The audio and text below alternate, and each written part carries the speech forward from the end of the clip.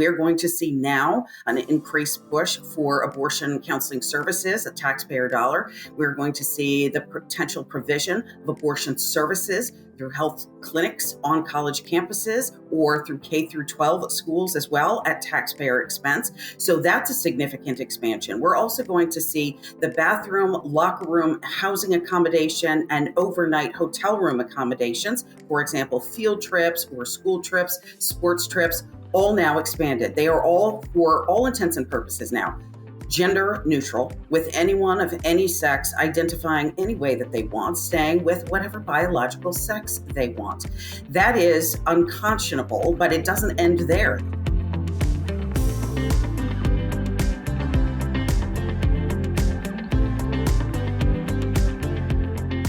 Hey, Joyful Warriors, Tiffany Justice here. Happy to be with you today to discuss a really important topic, Title IX. As many of you know, the Biden administration just released the new Title IX rule on April 19th.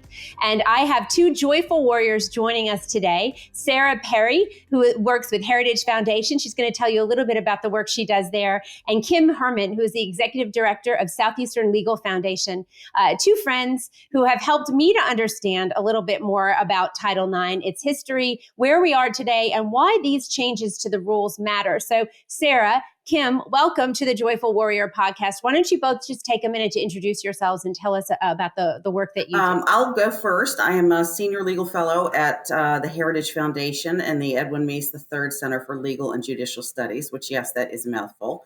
But I am former senior counsel for civil rights at the Department of Education's Office for Civil Rights, and had an opportunity under the previous administration to actually work on a Title IX rule that helped strengthen due process protections for individuals on college campuses, helped strengthen religious expression protections, and made sure that we understood sexual misconduct and sexual harassment to be sex discrimination. So it was really a protective rule that was designed to really have benefit for everyone. So this is an issue that's very near and dear to my heart, because all of the work we did in the previous administration, of course, has just gone the way of the dodo with a brand new 1,500-page regulation that was just released 2 weeks ago. So that is my backstory. My goodness, American moms and dads are reeling right now trying to understand all about Title IX. Now, Kim, you've been a good friend since we started Moms for Liberty, helping me to navigate a lot of the different legal waters that I would find myself in. I'm not a lawyer, but certainly the areas of policy and law are constantly intersecting with Americans in their lives. And, you know, you and I both know we've seen a nation wake up because of COVID, right? And really see that some of our liberties are under attack. So, Kim, tell us about the work that you do. Yeah, absolutely. So I'm executive director here at Southeastern Legal Foundation, and we're a public interest law firm, which simply means that when the government infringes on your constitutional rights, we're here to sue them and to hold them accountable. Coincidentally, we were actually founded by former Attorney General Ed Meese. And so Sarah and I have a lot of ties together, besides just friendship and being mama bears in this fight. Back in 2020, we saw what was happening in schools, just like so many other parents. I'm a parent myself of a first and a fourth grader, and we knew we had to get in the fight. We started working with grassroots groups that were forming like Moms for Liberty. We started filing lawsuits, and Title IX has obviously been on our radar since the very beginning. We knew from day one of Joe Biden's administration that he was going to attack it, he was going to tear it apart, and he was going to fundamentally change the definition of sex in this country. And so we're here now to help educate parents and start filing lawsuits. So in the next couple of weeks, keep an eye out for what we've got coming. Awesome. Thank you both for being here today. So let's jump in a little bit. Title IX, something that maybe a lot of Americans have heard of, but maybe they don't know the historical background. So Sarah, why don't you bring us up to speed about when Title IX was enacted and why? So this was actually the crowning achievement of the women's liberation movement, right? So they were unsuccessful in passing the Equal Rights Amendment. For that, we say thank God.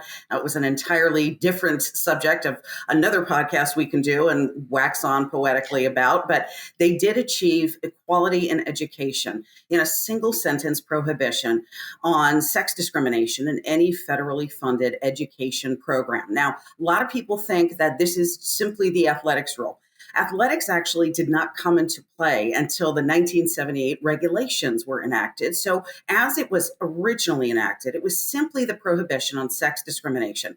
Later regulations sort of put in practice the ways that this would actually apply to any federally funded program in education. But I want to say something about federal funding, because I think there's a bit of a misunderstanding on how this will actually apply. Many people think it's just college and it's just college sports at that, when in fact, this is any educational program that receives so much as $1 of federal funding, whether directly or indirectly, as the Supreme Court has ruled. So if you take a child on a reduced lunch program, you are subject to Title IX. If you receive a Pell Grant and go to college on a Pell Grant to a private college, you also are subject to Title IX. So this touches preschool all the way through graduate school, trade schools, vocational schools, charter schools, private schools, and public schools. In fact, the only institutions it won't touch is religious schools, but those schools who are religious have to express their religious objection. And then the Biden administration has told us they may or may not get a religious exemption. It will be determined, thank you to this new rule, on a case by case basis. But the history on this is significant because the Democrats in the House and in the Senate passed back and forth between educational committees 250 versions of this bill. So when we hear things like sex is now expanded to gender identity or expression, no one in their right mind would say with a straight face that when this was debated on the floor in 1971, leading into 1972, that this was ever anything other than biological sex, particularly because one of the laws sponsored, Senator Birch Bayh of Indiana, talked about wanting to break the stereotype that girls were just pretty little things who didn't want to go to school or play sports. So that was significant. There were really so many comments in the congressional record about sort of beating back those sort of traditionalist notions of little girls being left home and not wanting to go to school, not being rough and tumble like boys. So you can see exactly where those iterations of modern feminism have gotten us, right? So you continue to intersect the left. And then, of course, the left begins to eat its own, and we have the Title IX of today. Yeah, I mean, it's just remarkable. Can you imagine if you had even suggested in 1971 that we blur the definition of sex to include gender identity? I just, to see where we are right now, and then to see the regressive stereotypes that are being used in order to characterize girls and boys and whether or not a child fits into one category or another. It's just absolutely ridiculous. So, Kim, where are we right now? Give us the timeline. I know that when President Biden, shortly after he became president, he issued an executive order. Was that executive order kind of the start of us knowing that these Title IX changes were going to come? It was. I mean, in the first 2 days of his administration, I forget the exact number, but President Biden issued a lot of executive orders. And what these executive orders do is really set the tone for his administration. They are telling the other federal agencies that are part of the executive branch what he wants them to do and saying, now go out and do your thing. Whether or not you have congressional authority to do it is a whole entire another question. But we all know that the executive branch has kind of run rampant now and just takes things upon itself and takes its own power. And so we really see this whole of government approach where he's come out and immediately told us that the term sex was going to include things like gender identity, and that anytime a statute or a regulation mentioned the word sex, it would also include sexual orientation. Right. They were building off of a Supreme Court case called Bostock that actually had a very, very limited precedent.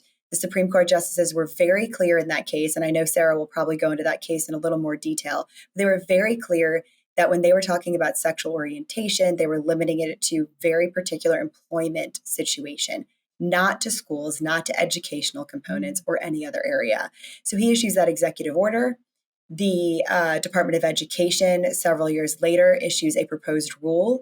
Then it has to go through what's called the public comment period, where the Department of Education received hundreds of thousands of public comments about the rule, explaining why it would be unconstitutional, why it would be illegal. They review them. They then hold some additional stakeholder meetings. And a couple of weeks ago, they canceled the rest of those stakeholder meetings, and we knew what was coming. and they issued the final rule that we're here to talk about today, which goes into effect August 1st. So, Kim, just to follow up on the comments that they had to go through, there were a lot of comments this time, right? I mean, can we just talk about that for a second and what that tells you about the state of the American people when it comes to this new rule and their awareness of it?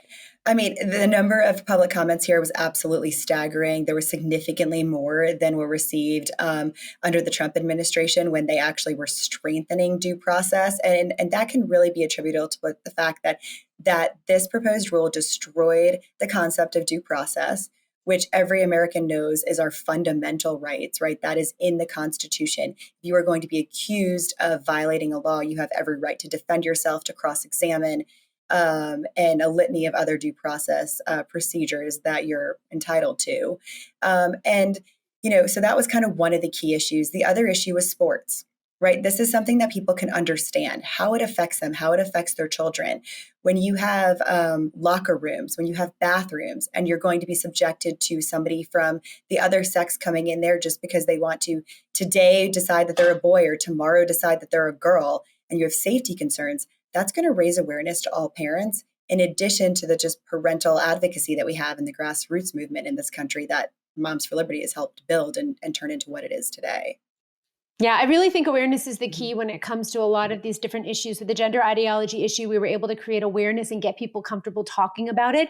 And so I'm really glad that you explained due process, because I think some of these different terms are things Americans hear, but I don't necessarily know if they understand how it applies to their life and why it's so important. And I know, Sarah, when we talk about some of the college stuff, I want you to really get into that, because I know we've got moms who've got kids in K through 12, but we've got moms with kids in college too. And I think that's a really important thing for us to discuss. So over 1,500 pages of regulations. It was released on April 19th. I know you guys have been reading through all of these many pages, and I know I've been calling you and saying, okay, we need information. We need to put information out. And so I appreciate your patience with us.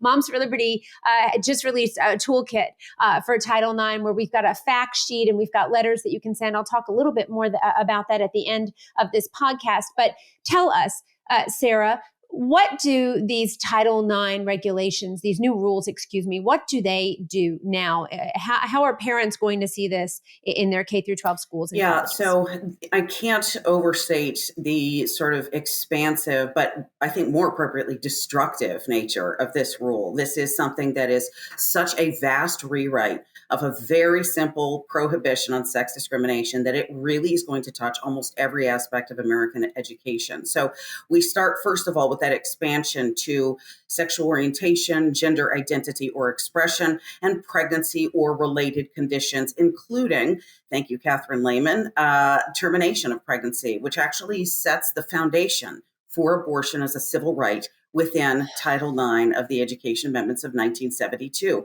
We are going to see now an increased push for abortion counseling services, a taxpayer dollar. We're going to see the potential provision of abortion services through health clinics on college campuses or through K through 12 schools as well at taxpayer expense. So that's a significant expansion. We're also going to see the bathroom, locker room, housing accommodation, and overnight hotel room accommodations, for example, field trips or school trips, sports trips, all now expanded. They are all, for all intents and purposes now, gender neutral, with anyone of any sex identifying any way that they want, staying with whatever biological sex they want.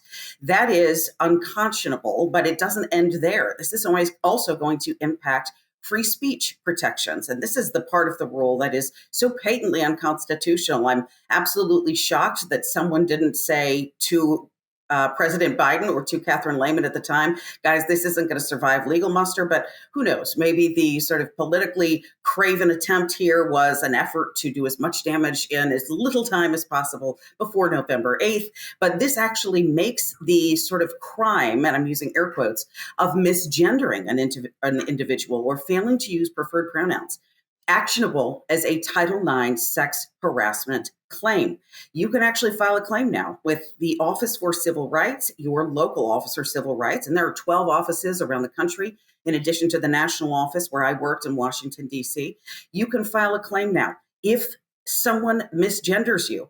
Well, that's not only going to compel your speech if you are, for example, a believer or a conservative Christian who doesn't want to express someone's gender identity. Or just someone who That's believes in exactly it. truth, If you have a biological moral or truth. scientific or religious objection to this, you've just been forced to say something that you don't believe. And alternatively, you've been prevented from expressing how you do believe. So that is really both sides of this fundamentally sharp razor. What we're also going to see now is the facilitation. And we already know there are 11 million kids in the country subject to these plans. So this is important for these parents that are going to listen to you to know about. We see 11 million kids subject to schools that have these particular plans, gender support plans, with an element of confidentiality that is patently unconstitutional. In other words, schools can transition your kid without you knowing at school and allow them to use whatever bathroom, sports teams, or pronouns they want without your input, say so, or permission. That is significantly damaging, not only to the state of American education, but it's destructive of the sanctity of the family union. And then, as far as college campuses are concerned, I have a son who's Wait. I want to wait. I want to get to college campuses in a second because I want to stop because I want to talk to Kim about what this really looks like in school. So, I'm going to go to the masks for a second, Kim, because when the schools were telling the kids that they could wear these cloth masks and it was going to keep them safe, I was sitting on a school board and I knew the masks weren't effective. They weren't going to stop transmission. We knew this. And I felt like telling parents, especially parents of kids who might have some type of compromised immune system, that somehow this mask was going to keep them safe. I was lying to them. We were lying to them.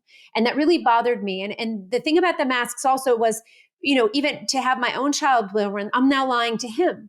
Wear it. Well, why? Well, they say it's going to protect you. Is it going to protect me? No. I wasn't going to lie to them.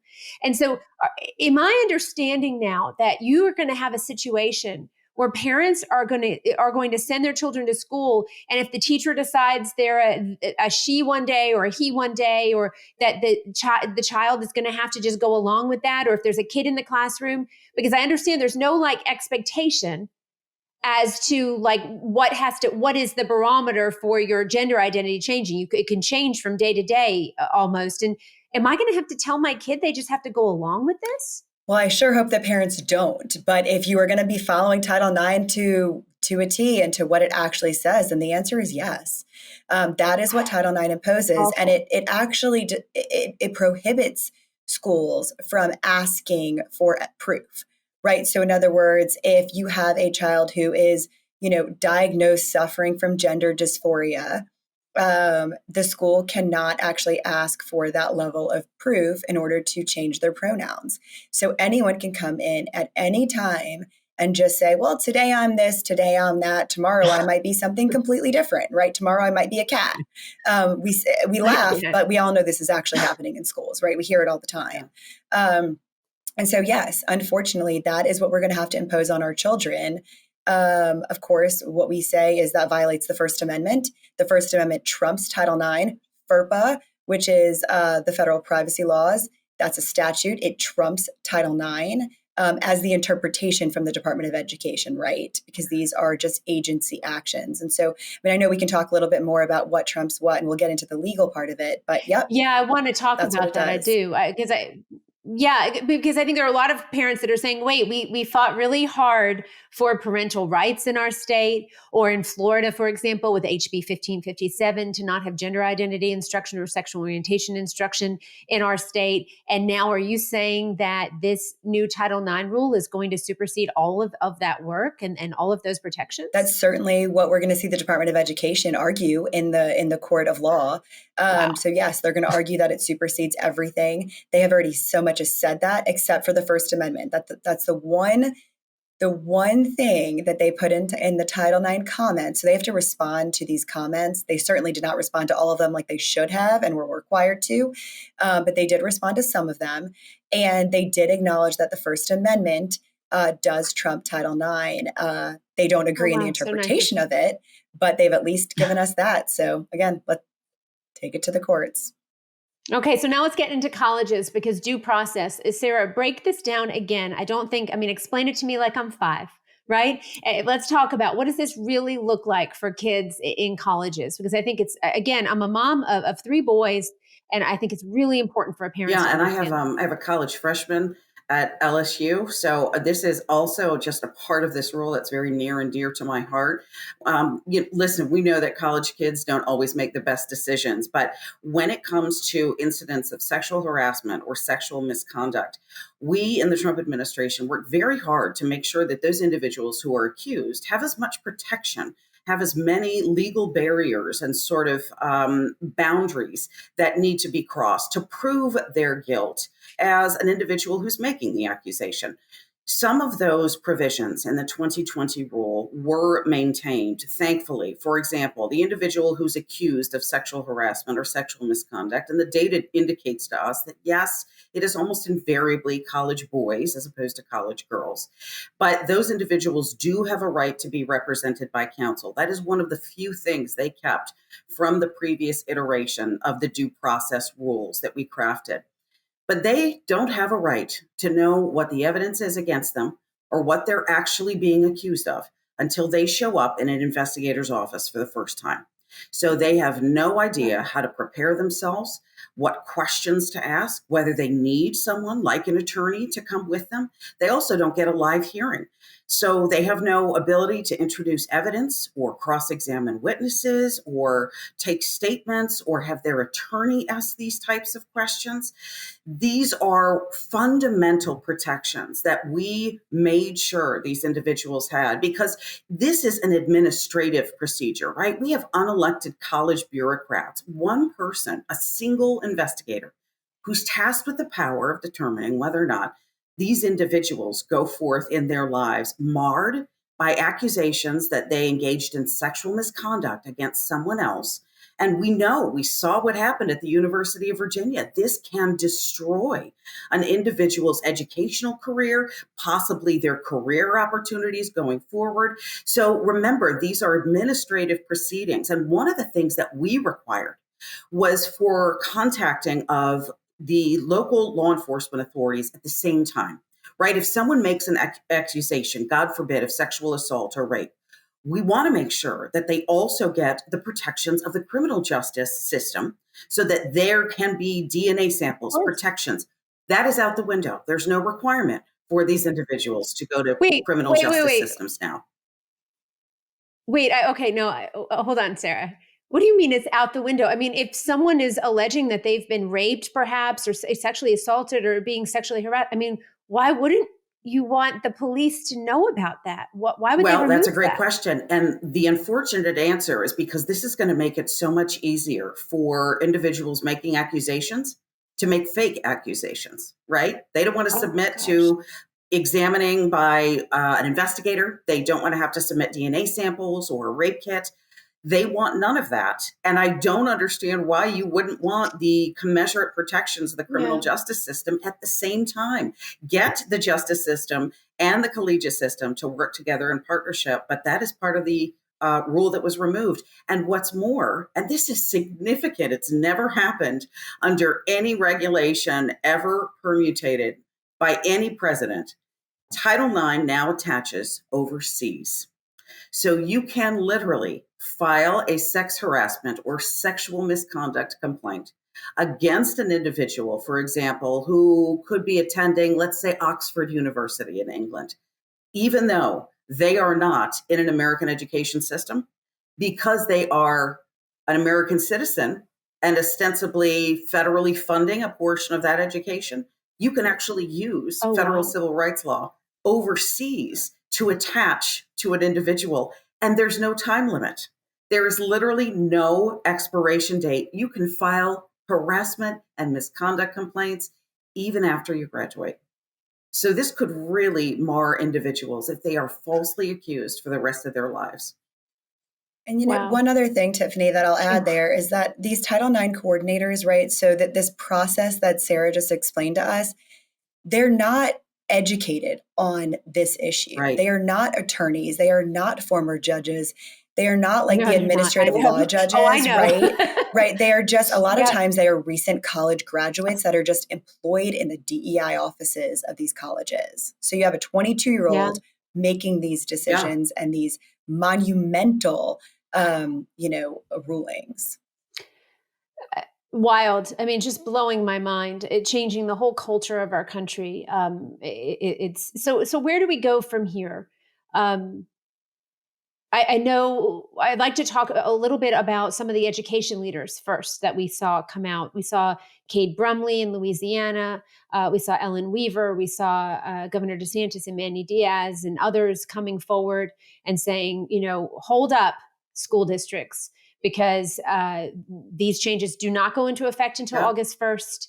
And we believe there's going to be some legal challenges to them. But from someone who's worked in a school district before, I understand there are many school districts who are readying themselves for this. If it goes into effect on August 1st, they're going to need to do hiring in order to be in compliance, change the different ways that their school is working. And so what do you think happens right now, Sarah, when it comes to the districts? Because they're kind of, they're getting their superintendent is telling them hold, but I would imagine that there's a lot of guidance that will be coming to them that says, no, get ready. Yeah, and this is going to be a very complicated landscape. My heart goes out to local administrative education officers and just the state education agencies as well. But we've seen a number of state superintendents send out letters to their local education associations, their LEAs, and have really been gratified to see the expression of character on their part, saying, listen, this is going to be tied up in federal litigation. And by the way, P.S., now we know that it is, right? There are at least 4 federal lawsuits with more on the way. Oh, we're going to get there. So I think rightly, the school superintendents have said, listen, this is going to be subject to legal challenges. And we could, for all intents and purposes, see it suspended if, for example, we are successful in any of these lawsuits and are able to get a preliminary injunction that actually hits pause on the operation of this rule while it works its way through the courts. But these local education associations, honestly, my heart goes out to them because they may be receiving conflicting evidence. And I would not be surprised before, let's say, for argument's sake, Catherine Lehman leaves office, if she sends a dear colleague letter saying you better implement these changes or your federal funding is at risk. So it's an untenable situation to be put in. It really, truly is. It's difficult on the ground. And so, we work really hard at Moms for Liberty to get good, solid, liberty-minded individuals endorsed and then elected to school board. And so in this new Title IX toolkit that we're releasing, and if you go to our website, it's there right now. There's a template letter that you can send to your school board members to make them aware of these changes and pending changes, but to tell them just the state of where we are right now and to support them and have their back as they wait to see what happens. Because again, this new Title IX rule is unconstitutional and it infringes on your fundamental parental rights, which the government does not give you and cannot take away. And so we're just not going to let it stand. So lawsuits. There have been many. Moms for Liberty sent out a letter to governors and AGs and said, we have your back. If you want to take a stand against this, we're asking you to recognize that we need you to stand against the new Title IX rules. How can we help you? And then we were so excited to see this week, all of these lawsuits coming forward. So Kim, why don't you give us a little bit of a rundown on some of the different lawsuits that have been filed so far? Yeah, so as Sarah mentioned, there's 4 kind of major lawsuits that have been filed so far. Have seen ones from different state coalitions. So there's one in Texas right now. There's one in Alabama. There are other states that have joined these. We saw a case that was filed by Alliance Defending Freedom on behalf of school board members. And so far, the key allegations that we've seen in these lawsuits kind of cover a few things that parents need to understand, because they sound like legalese, but they're really easy things to understand in ways that they can go out to their school boards and advocate against these Title IX changes. One of the big claims is just simply that the Department of Education doesn't have the power to do this, right? Congress is the body, the governing body that has the power to define what its statute means. So what does sex mean and what was their original intent by that? By the Department of Education going in and addressing such a major question, that's going to be something that the courts are going to have to deal with. Did the Department of Education have the authority to change the definition of sex to include gender identity, sexual orientation, arguably abortion, right? To solidify that as a civil right, which we're going to see in a lot of lawsuits that being challenged. Another big issue is the spending clause kind of arguments that you see from the states. The states are pushing back, like you said, and like Moms for Liberty asked them to, by saying you're forcing us to spend our money on things that are now unconstitutional. So these are claims that are kind of not exclusively, but they're very much within the rights of states to bring. I believe that in the next couple of weeks, we're going to see a number of lawsuits coming out from parents, from college students, from different organizations, from more states, really raising these First Amendment arguments that we've been talking about. And how does this affect the person? How does this affect the student? It silences them. It compels their speech. It violates their due process rights. So I think there's a lot more litigation to come in this first round. And then we're going to see a whole another second round of litigation after August 1st, once the schools have adopted these policies over the summer. Because we know that as much as we have good, strong governors saying this does not need to be implemented, we are going to challenge this and we are going to win, our blue states are going to go rampant and they're going to impose these policies on their students. And so in those states, parents have to stay very aware and watch the policies, watch the school board meetings, because I've heard already in Alabama schools that there are posters going up all over school walls with gender stuff after the Title IX. They were ready for it. And you guys know, Moms for Liberty, you guys know there are nonprofits out there that are perfectly poised to be able to step in and supply resources and tools and information to these schools to, plaster the walls with gender confusion for kids. Sarah, let's talk about the federal action that we can take, the call to action regarding the federal government. We put up a template for a sample letter, and a template that parents can use to write to their senator or their representative and to let them know that they'd like them to invoke the Congressional Review Act.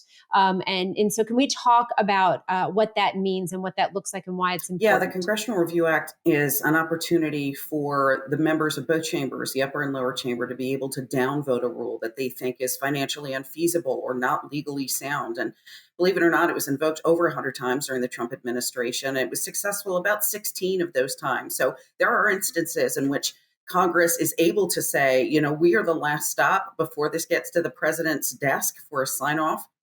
And this is a 60-day legislative window. So important to remember, it's not 60 calendar days, but 60 legislative days.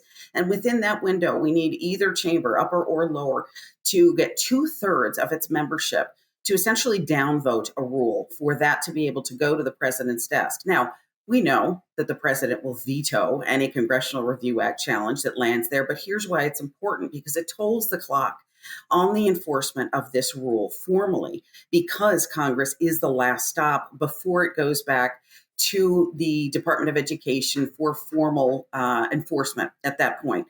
But until those 60 legislative days are won, essentially, and we've gone through the entire process, it does also at the same time give litigators an opportunity to move forward in motions practice with their actual work, right? And see if they can get past the motion to dismiss phase or possibly get a temporary injunction to kind of stem the tide a little bit. And I think that's what I'm hopeful for personally, is that of all of these states, and now we've got 15 states, as Kim mentioned, and 4 membership organizations, in addition to a multitude of now school board members. And I know distinctly that some school districts themselves are actually looking at this. Superintendents of schools are actually looking at this. So I would not be surprised if there was a flurry of litigation activity. But even in the states that have already banded together in the 7th Circuit, the 4th Circuit, the 11th Circuit, they're at this point, if they're able to temporarily enjoin it in their circuit, those schools have a temporary pass on implementation, which is why I think these superintendents have done the right thing in saying, listen,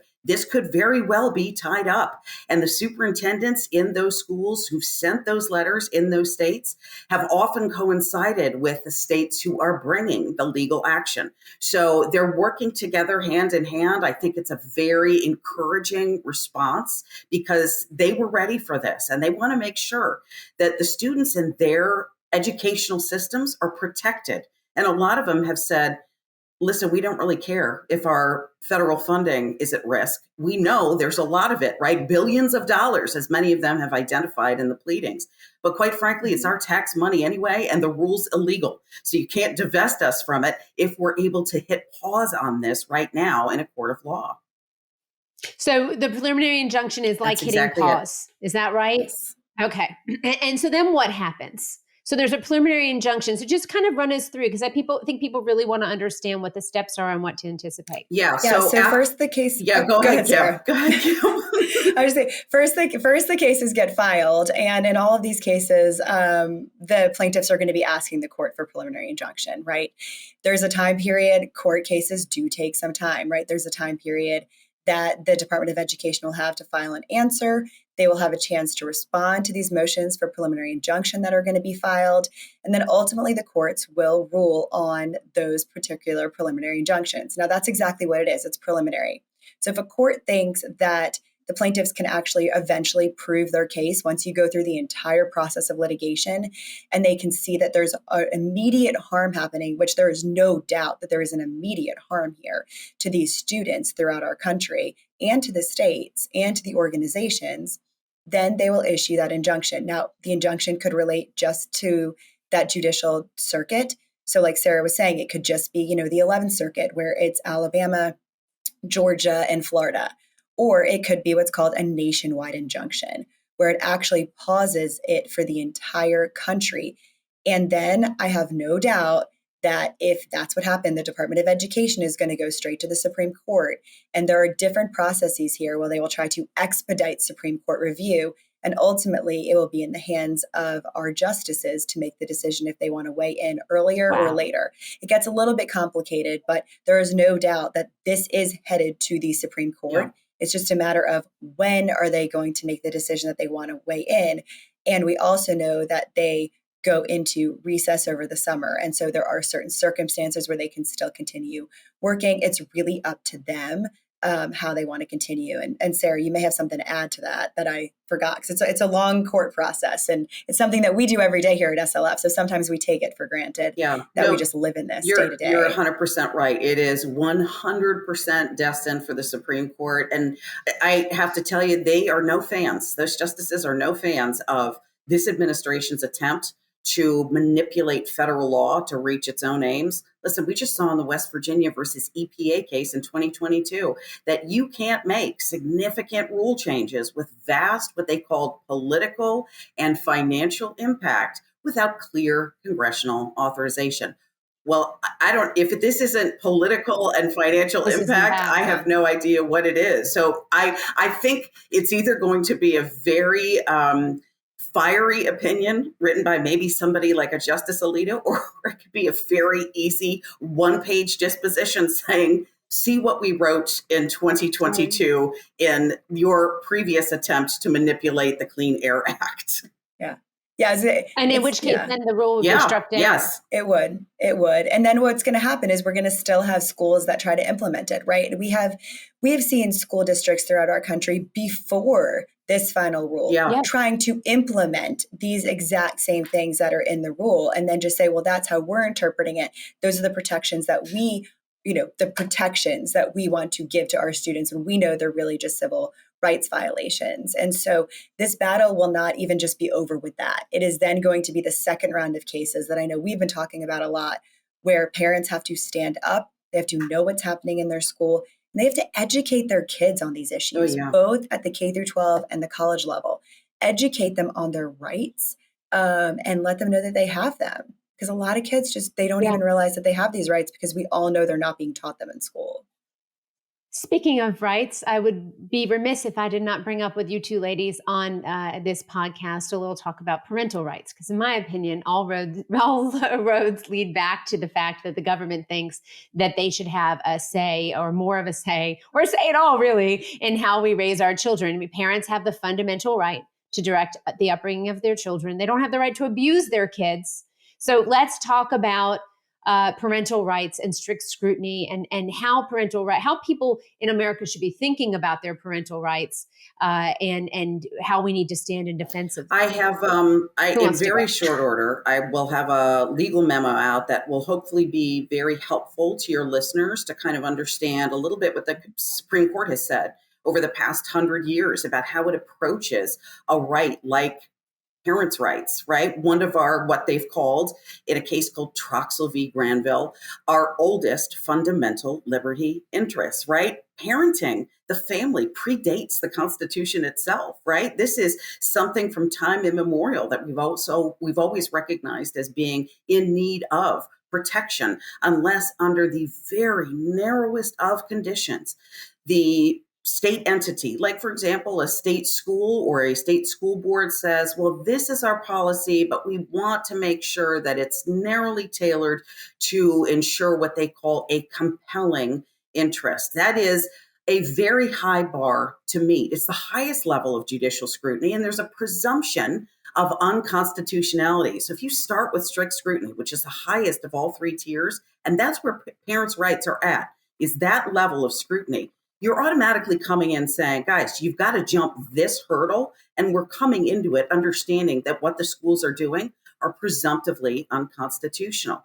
I talk in this memo about the lack of constitutionality for these school confidentiality policies, right? We didn't even talk about sort of what schools are doing to facilitate social gender transitions. Well, that's what I wanted to talk about a little bit. I want to talk about the parental rights aspect, because when I'm watching the news right now, and I've done my best to get out there on some shows, but when I'm talking, what I'm hearing back from media is, oh, we're really covering the sports angle. We're really covering the sports angle. And here we have cases across the United States, even in Florida, where kids have been put into a social gender transition program in the school.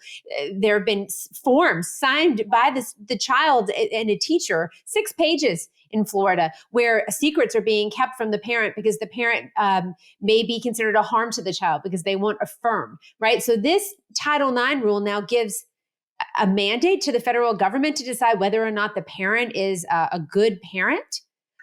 With regards to this issue, it's kind of blowing my mind. Yeah, I mean, you're not overstating it. And I think that the reason why people aren't talking about it as much is people don't want to believe that this is happening.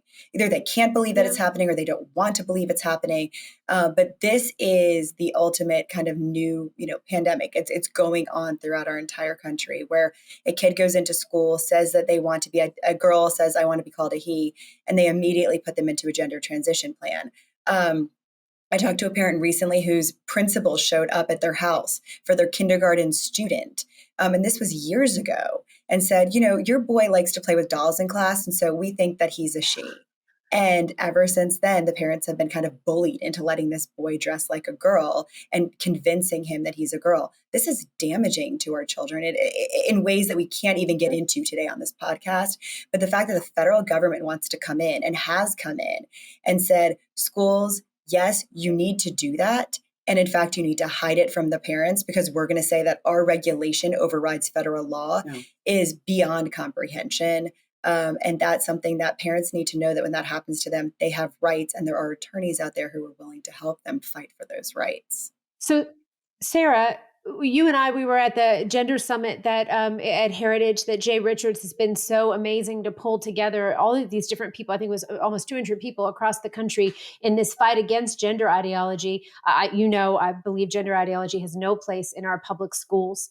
But right now, what an interesting time we find ourselves in with all of this new emerging information when it comes to so-called gender affirming care. The Cass Cass report just released, talking this pediatrician in England, showing that gender affirming care is not good for children, that there are all kinds of risks that we haven't been talking about. We see European countries changing the way that their standard of care when a child expresses gender confusion. And yet in America, and we're seeing even in America, Florida, the Board of Medicine changed the standard of care when it comes to gender affirming care. We're seeing, I think it was 24 states in this past legislative session taking some action against giving puberty blockers a medical transition to minors. but the federal government is just ignoring all of that, the mounting evidence. Can we talk about this for a second, Sarah? Because I think parents are just very confused as to why would the president and the federal government be pushing something that seems to be on such thin ice? That's the $64,000 question, right? So we've seen everyone from England, Norway, France, Sweden, Denmark, and now the recent addition to the coalition of developed Western European nations is Scotland, who's backed off the use of puberty blockers. And Hilary Cass's report was a bombshell. Listen, she studied 9,000 patients over 5 years. She was actually solicited as an independent researcher. The former head of the Royal College of London's pediatric unit. So she's not a hack, right? I mean, she was the highest pediatrician in the country of England. England's medicine department, the NIS, actually solicited her and said, hey, can you study what's actually going on with the use of these gender affirming procedures, including these hormones? And what she found was damning. And one of the things, this ties right back into parents' rights. She said that social transition, which is what schools are doing under the auspices of, Title IX's new regulation, and we know better than the parents do. Social transition, she said, was not a neutral act. 72% of cases, it leads to later medical transition. So why this administration refuses to throw up its hands and say, listen, mea culpa, man, we really screwed this up. We've called it life-saving care. And in fact, it actually increases mental health outcomes and suicidality further down the road. We actually didn't know what we were talking about, but has doubled down. That's some hubris I've never seen in a president before. No, and it's changing children's lives. To be clear, if you're watching this and you've never heard about this before, puberty blockers are not reversible. You can't just stop a child's natural development like turning off a light switch and then turning it back on. And the harms, if you haven't heard about the Cass review before, and if you haven't, go and read it. Read what they talk about, the increase in the chances of testicular and liver cancer in boys.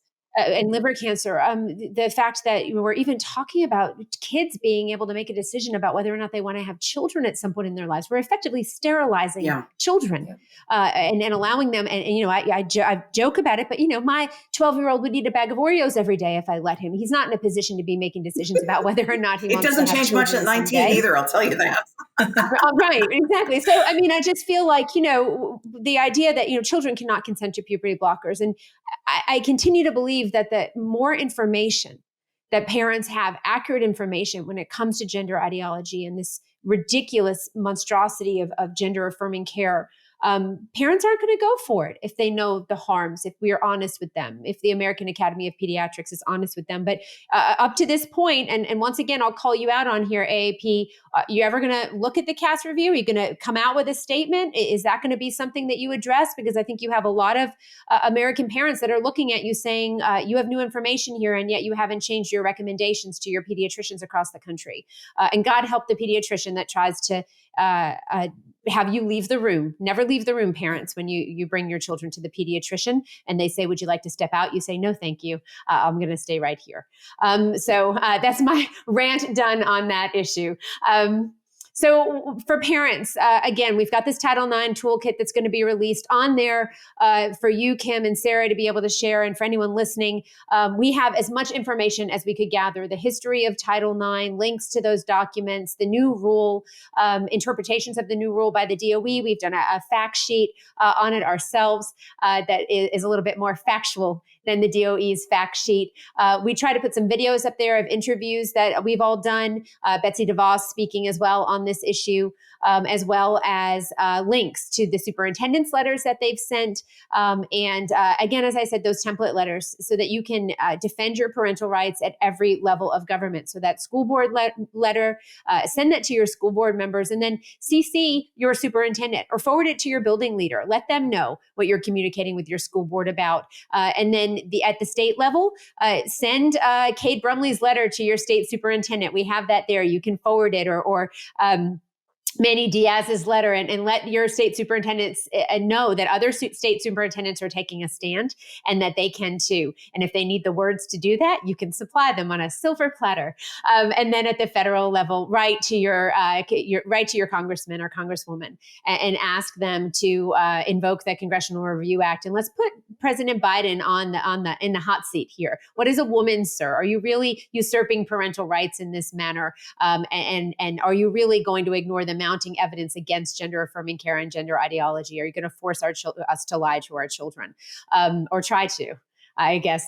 Closing words, Kim and Sarah, thank you so much for joining me today. And I'll give you each just a minute to share, please, again, where you work, the work that you do a little bit, remind people in case they want to contact you and let them know where they can. Yeah, this has been really, really so necessary because I'm sort of education, Kim is litigation, you're activation. So we kind of like sort of this power trio, right? I mean, we could probably be some kind of a superhero comic book character set, but I got to tell you, this has been super important because really in the end, it does come down to parents. Because what we're talking about is kids, whether they're college kids, whether they're preschoolers, or whether they're K through 12 kids. This is about kids, and no one knows better how to parent than parents themselves. Regardless of what the president says about the kids belonging to all of us, I tell you what, I got the stretch marks to prove they don't. So it is going to be up to us to fight as hard as we can until we get this rule turned upside down. And all the parents at the grassroots level are going to need backbone, and it's not going to be easy. It's going to require grit and determination, but that's what we're for. And if people need data, if they need legal arguments, if they need advocacy, I'm the education person. So come to me. Follow me on Twitter at Sarah P. Perry. I'm constantly sort of tweeting litigation updates on this as it sort of comes out. And you can follow all my writings. And I do a ton of writing about civil rights analysis, education, and specifically gender identity. So just follow me at heritage.org and you can just search by my name. Awesome. Thank you so much, Sarah, for joining us. Kim? Yeah. And as Sarah mentioned, we're kind of the litigation arm, right? And so you're going to be seeing some lawsuits that we're going to be filing in the next couple of weeks for sure as we fight this in the courts. But something that we also do is we really come and we educate parents. And so we work with a lot of Moms for Liberty chapters. It's been great to connect with all of them. We do a Parents Right Legal Boot Camp that we offer to all of the chapters, obviously free of charge. Everything we do is free of charge. We're a 501c3, where we walk you through your parental rights. And so that key piece that we were talking about here, we're also working on a legal guidebook on Title IX. And so all of the resources that you can find on the Moms for Liberty website will give you all of the background on Title IX. We want to help also arm you with some of the legal terminology, because if you're going to go to your school board meeting, if you're going to go in and you're going to fight against this, they're going to throw a bunch of legalese at you, and you need to know what those terms mean and how to respond. And so we will work to put together guidebooks and training programs on Title IX to help just arm you with another tool in your toolkit to fight against this for your schools. And of course, if you do have individualized legal issues, you're always welcome to reach out to us. Our Twitter handle is at SLF_Liberty, and mine is at Kim Hermann. And it's great to talk to all of you today. And with both of you ladies, you're two of my favorite moms in this country. And I hate that we're in this fight, but I know that we're all here in it together, and we are going to win, because if we don't win, we will ultimately lose our children. So we know that this is the parental fight of our generation. For such a time as this. Thank you, ladies, so much for joining us today. And parents, please remember, your parental rights do not stop at the classroom door, and we do not co-parent with the government. Have a great day.